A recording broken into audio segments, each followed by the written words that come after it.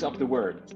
Welcome to Spread Love in Organizations, a podcast for purpose-driven healthcare leaders striving to make life better around the world by leading their teams with genuine care, servant leadership, and love. I am Naji, your host for today's special episode, and I am excited to have with me Stefan Bauer to tell us more about his leadership story. Stefan is a transformational international leader, organizational architect, consultant, coach, and speaker. Over his 26 years of experience in global pharmaceutical company and in IT before that, he worked and led HR line management, organizational development, and leadership development. Stefan is an experienced designer and facilitator of high impact interventions and global leadership development programs for executives, general managers, and leadership teams. He has extensive change management experiences, including generating an innovative, agile organizational culture of the 21st century. Speaker on transformational leadership and international conferences, business schools, and universities, cited in numerous books, articles, and interviews. Stefan is a thought leader I am truly excited to have with us today, live from Germany. Welcome, Stefan. Thanks for being with me today. Thank you, Nachi. It's a special honor. So sincere appreciation for the invitation, and I'm happy to contribute to your wonderful podcast. So let's get started, Stefan, with first, if you tell us a little bit what's between the lines. Who are you as a person? What is your personal story? What's your personal journey? Mm-hmm. How much time do we have, Nachi? As much as you want. I will be 60 years old this year, so there's a lot to tell about life and stories and so on. Basically, I consider myself as a guy from Munich who is a global citizen. Yeah. And so born in Munich and went around the globe. I spent 9 years in the US, was married for 20 years with a French wife. I have two lovely daughters who will be finishing their studies this year.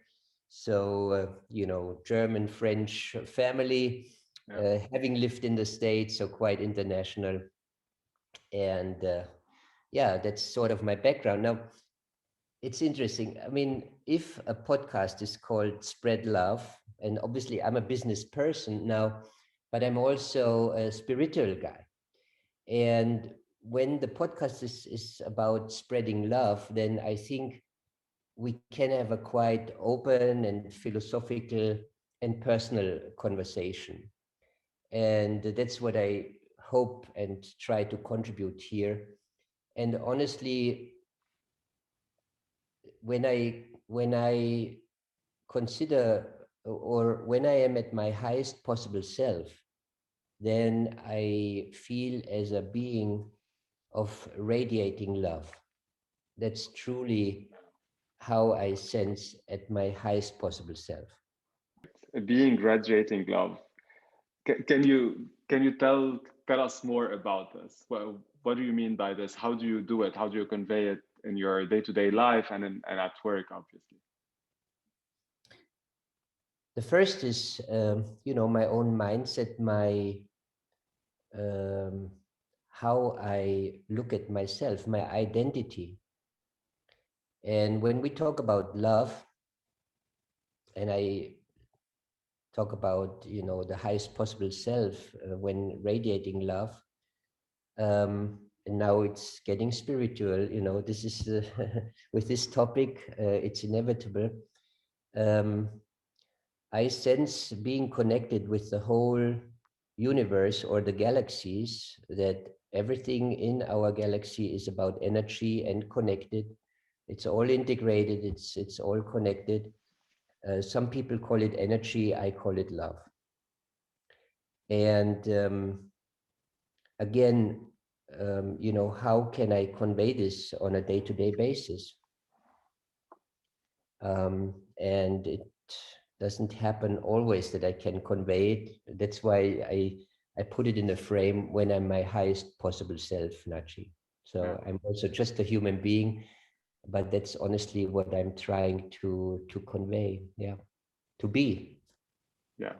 So if we take it from there and what you're who you are and what you're trying to be, uh, how do you take this towards your personal purpose? Like you've been for 26 years now in the healthcare industry.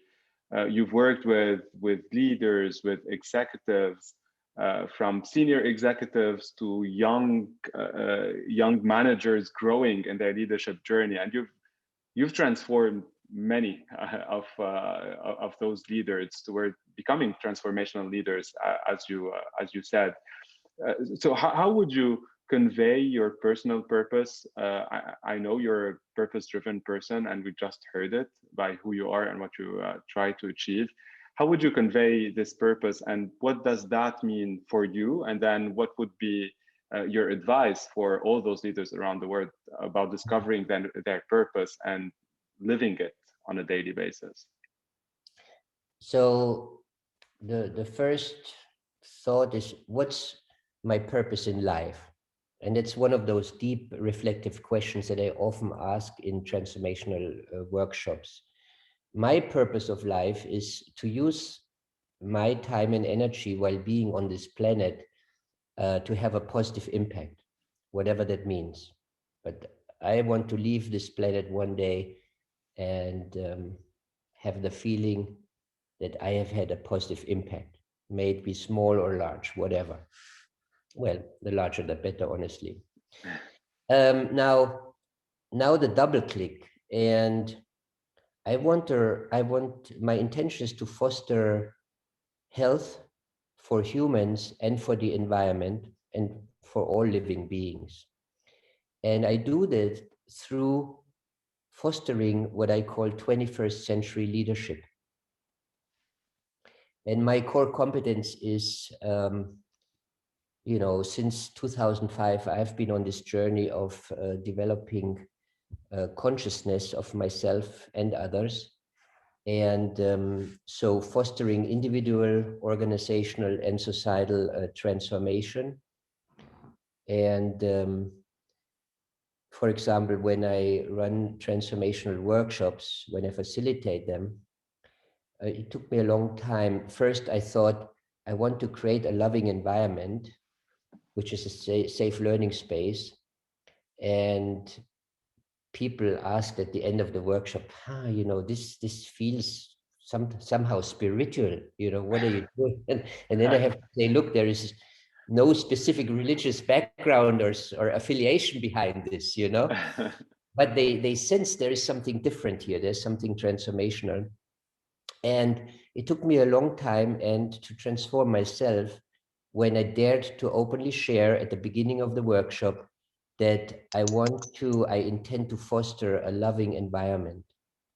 And when we have guest speakers, including top executives, and when I brief them and they say, look, we have a great design, we have great people, great experiences, and our role is really to create a loving environment in which it's a safe learning space in which transformation, deep reflection and transformation can occur.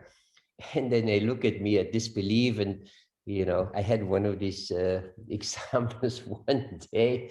I won't mention the name, who it was. And he said to me, love? And I said, yes, love, a loving environment. And when you enter the room, yeah, obviously in person it goes better than virtually, but when you enter the room and you create this context and you talk about love and creating a loving environment, it changes the atmosphere in the room. I hope it changes this conversation. Yeah. Because it's quite transformational in the business environment when you talk about love. And Yeah. I dare to talk about love. And again, it took me a whole transformation to do that. it's Are it's my so answers too long, Naji? Uh, are my answers too long? You want me to? No, it's no, No, it's it's fine. amazing, and no, it's great. And honestly, there are so many powerful things you just shared that I want to get back to and hear a little bit more about. So you said fostering 21st century leadership. and you've been Mm. on this journey since 2005. And you talked about spiritual, loving. So let's start with the second one. So as you mentioned, saying love, like I totally can see the reaction, of people. When I first started to say that I want to spread love in organization, I had, all type of reactions in the beginning. But then it works, obviously, right? And this is something that you've been doing since more than 15 years, and you're still growing in it and impacting the organizations and all the leaders and within your company and outside. How do you combine, I would say, and convince, spreading love in a corporate world, and even in universities, in your as a speaker, when you had those speakers and workshops, how do you convey this, and how do you convince people in the beginning to even start the journey, and then what are some of the results that you see once it's a really loving, caring, and learning culture? Mhm.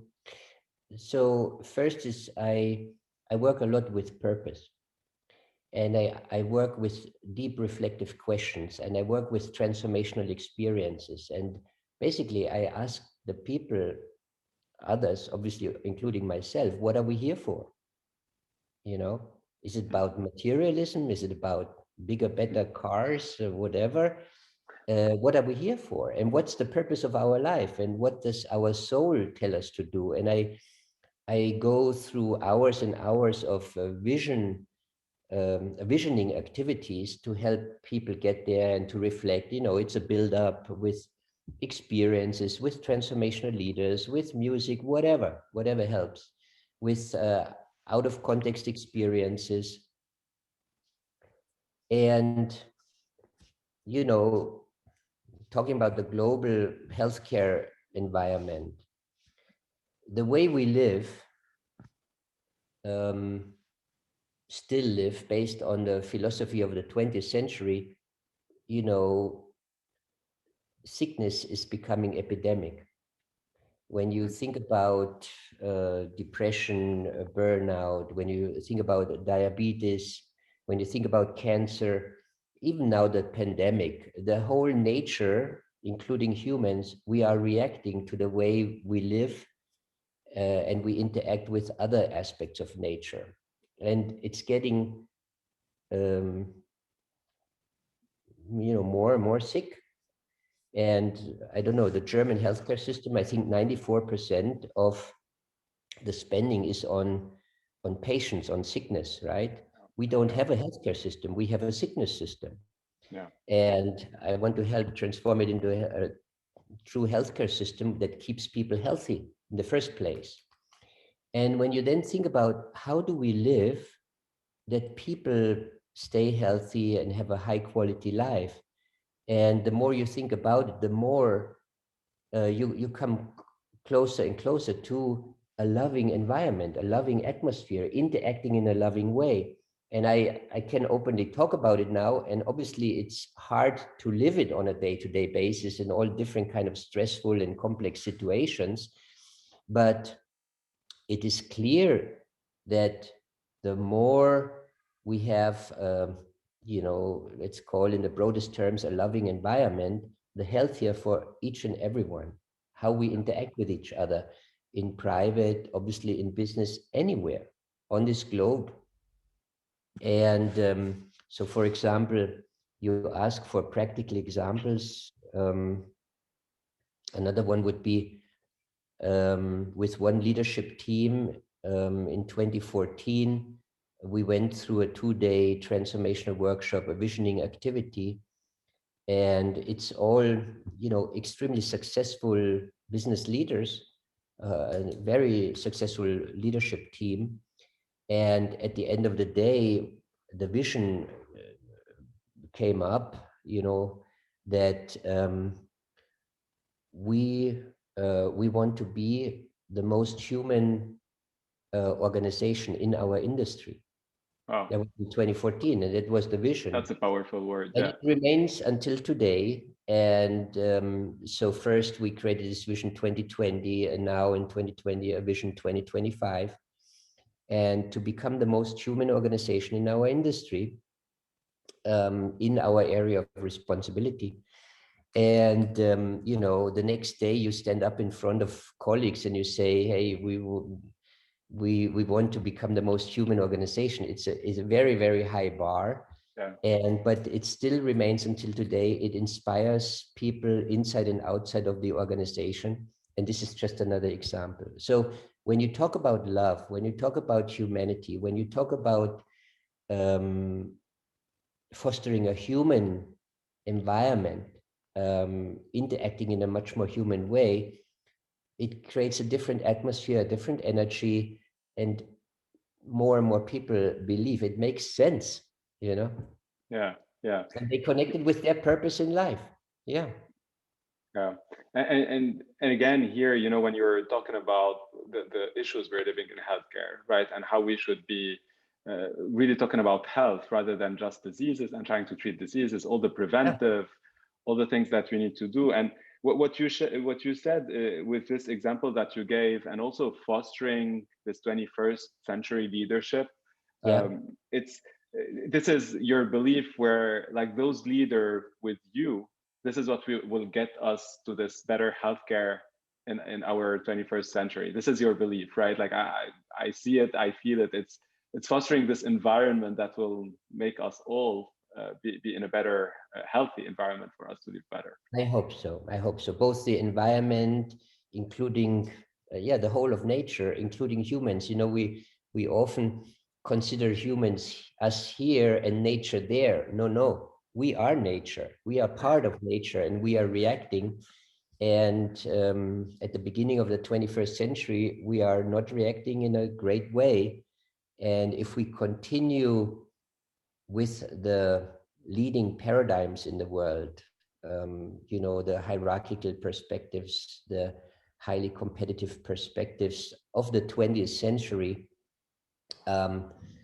yeah, it's foreseeable that the human species will not survive in a few hundred years from now. Yeah. And my sense is, let's value what has been created in the 20th century. A lot of good has been created, especially in the second half of the 20th century. A lot of materialism has been fostered around the world, so let's value that. However, we have been having negative side effects, as we call them in our industry, right? We have had negative side effects, too many crises, too many illnesses, and too much destruction of the environment. And how can we live more intelligently in the 21st century?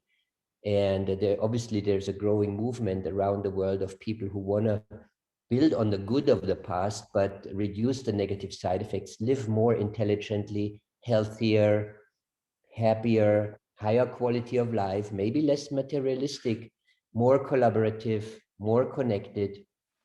And leadership, you have highly innovative leaders who are taking this societal movement and are creating highly innovative organizational cultures, and moving basically from a more hierarchical, traditional, tayloristic world of the 20th century into one more at eye to eye level, more self-organized, involving people in co-creating of the future, having adult to adult relationships, less tell and more involve, more servant leadership, etc., etc. And basically, I consider every professional as a leader. Leadership is not hierarchical, and everybody can grow and develop their level of consciousness over time if they want to, and have more and more self leadership, self empowerment, influence on the organization, on the world, on society. It doesn't matter where you are, which position, which job title. And that's basically the philosophy that I consider the leadership of the 21st century. That's great, and you really touched on my first question that I had on the fostering this 21st century leadership, and I hear you say, everyone is a leader, this eye-to-eye discussion with the servant leadership. Everyone has a space to think, to dream, to talk, to share what they To live feel. a It's purpose. exactly around this shared purpose that Yeah. definitely in healthcare is so noble, right? The one that we have. Um, as you've been doing this, I have, one of the questions, obviously, during those times of uncertainty with the pandemic, when you were talking, you started it in 2005, in the example you were sharing, right? And in 2014, I think you started building it with one of the leadership teams. What has been during this moment of uncertainty? Um, what do you think is different because this team has built up this culture and this leadership of the 21st century? How did they go into this moment of uncertainty, the challenges of the pandemic, also the fact of being totally virtually suddenly, right? You were saying like in person, those workshops are so powerful. So how did this work? Do you have like one learning that you had during this time? Naji, the most important learning, or let's say one of the key philosophical contexts of how to approach this is to differentiate between solving problems and when dealing with dilemmas. And the more people grow their level of consciousness, the better they are able to deal with higher level complexities. Dilemmas are higher level complexities. And for example, the current environment with the pandemic, obviously it's a global dilemma that we're in and that we're dealing with.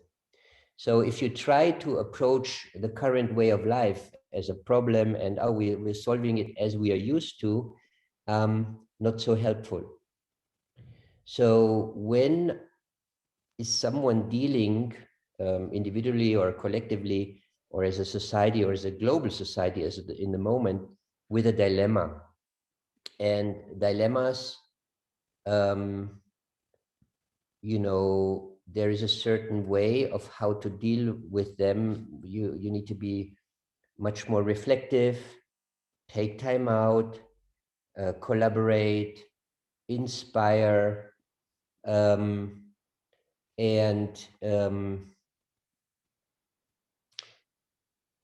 think about the context in which the context of your own thinking, the context of a team, of a leadership team, the context of an organization, the context of society. It is possible by developing higher levels of consciousness. So basically my work since 2005, either directly or indirectly, is helping people who want it to grow the level of complexity so that they are not only able to deal successfully with problems, which is what we learn from since we are children, but also in addition to that, how can we individually and collectively better deal or more successfully deal with solving dilemmas. Stefan, like it's so like there are so many powerful, I would say, concepts we talked about, and beyond the concepts, like things you applied, obviously, and that has been successful during your life. I'm sure we're gonna have another session talking about leadership of 21st century, team organizations, and all those amazing concepts that I know you're passionate about and you've been implementing. Let's now play a little game. I'm gonna be saying one word, and I want you just to the first top of mind idea that comes in a few words. What do you think about this word? Okay. Okay, good. Great. So the first word is leadership. Utmost important. Great. Hierarchy.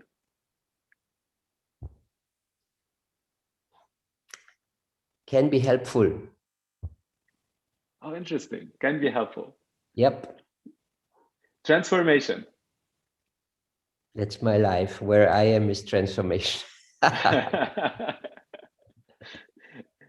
Well, you talked about music, and I still remember one of the songs. Read all about it. I still remember it. What is now your most uplifting song?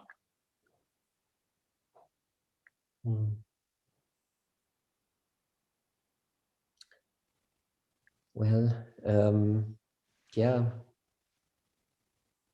it's honestly a German religious song about God, which I'm going through singing classes, Naji. It's a long time dream. I've started it during the pandemic. Oh, And, but please don't ask me to sing this song now. I was about to.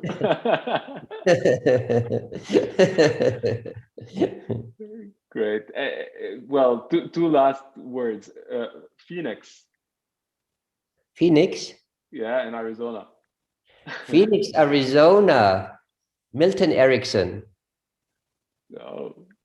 And obviously, the Global Leadership Development Program, we have been there quite a few times. Without the GLDP, I would have never gotten to Phoenix, probably. But it used to be the home of Milton Erickson, a major influence on our planet. Wonderful man, and yeah, that's Phoenix. Yeah. Great. And the last one, I have to ask you about it. Spread love in organizations.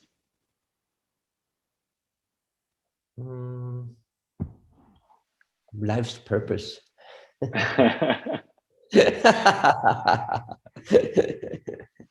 Great.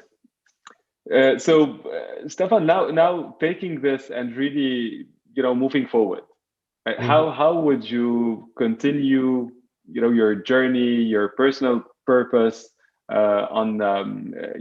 between fostering this 21st century leadership, also everything around love and care, as you shared, how you think about this moving forward while you're leading and impacting and influencing so many leaders around you, for them to keep on this journey? Yeah, first I had to learn and practice and prove it also to myself that I can have an impact, a transformational impact in organizations, locally, internationally, even globally. And I want to spread this more and more. And so, for example, I'm building up bigger community in LinkedIn, have already thousands of contacts. I try to, or my focus is transformational leadership and organizational and societal transformation. And I try to build it up also over the long term. And collaborating with other societal transformers, I look for connecting and exchanging with societal transformers and to have more and more influence on more and more organizations and people and internationally.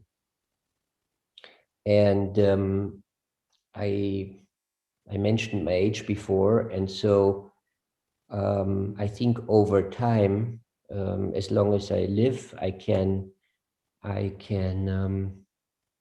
live that purpose. Yeah. Great, and definitely, by being such a humble and such an amazing, caring and loving leader, you're impacting so many leaders to just follow this inspiration and for us to lead the same way in the organization that we lead, in the communities that we serve. So that's really inspiring and amazing. Thank you. And Stefan, I can't stop without asking you this question. I've you fed me with so many amazing books. I know you are singing also now with during the pandemic, but many of us have been reading new books and trying to get inspired by those books. What is, if you have one or two readings for our leaders listening to us, that inspired you these days, or that you would recommend? Yeah, look, I'm sitting here on my couch, and the book next to me is the latest one from Bill Gates on, how we can solve the climate crisis. I think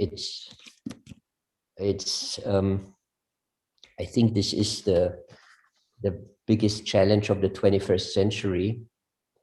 So that's the latest I have here. Honestly, I haven't started it yet, but that's what I'm reading or what I will be starting this weekend. Yeah. Mm-hmm. Great. Well, again, it's been amazing discussing with you, talking and sharing and learning from all your experiences. Do you have a final word of wisdom for people listening to us? Oh, Nachi, you are so wonderful. Look, when I'm in difficult, complex situations, which I have like every other human being, I say to myself, the ultimate thing I say to myself is love and patience. You'll get a long way with love and patience with myself, with ourselves, with others, and with love. And one day we'll be gone from this planet. And as the Dalai Lama says, life goes by in a blink when you put it into the whole context of time. And so love and patience, Nachi, and having conversations like with you and now. And I deeply appreciate, Nachi. I wish you lots of transformational impact with your podcast. Thank you. Thank you so much, Stefan. And Thank you yeah, for having well, I'll keep this. You get a long way with love and patience. It's great. Thank you so much, Stefan, again, for being with me today. It's been more than inspiring, spiritual, concrete on transformation, and definitely inspiring all of us to continue on our journey leading with genuine care and love for a better health in our teams, in our communities, and better healthcare around the world. And it's good for the business, Nachi. I tell you, what the journey has shown is the business is, it's really, it has a very, very positive outcome for the business. We didn't talk about it, but it's really true. Yeah. Yeah, definitely. Great.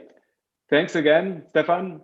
Thank you all for tuning in today. Follow our podcast for more inspiring stories from global leaders in healthcare. Let's stay connected. Follow, subscribe, leave a review on Apple, Google, or Spotify. And most importantly, spread love in your organizations and spread the word around you to inspire others and amplify this movement our world so desperately needs.